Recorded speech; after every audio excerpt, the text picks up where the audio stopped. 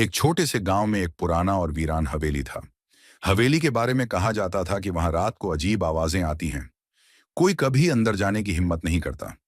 राजू, जो गांव का सबसे जिज्ञासु लड़का था, इन कहानियों पर यकीन नहीं करता था। एक दिन उसने ठान लिया कि वह रात में उस हवेली में जाएगा और सब सच जानकर आएगा। आधी रात को टॉर्च लेकर वह हवेली में दाखिल हुआ। चारों तरफ घना सन्नाटा था। पुरानी दीवारों पर लगे चित्र उसकी ओर घूरते हुए लग रहे थे।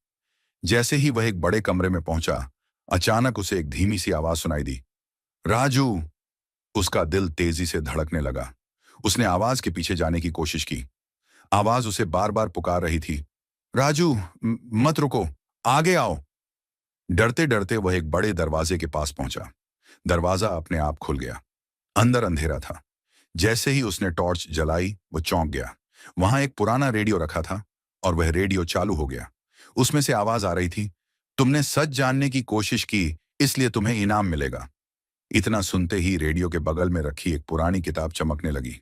किताब के पहले पन्ने पर लिखा था, हर डर को हराने वाले को ज्ञान और साहस का वरदान मिलता है। राजू ने वह किताब अपने साथ ले ली।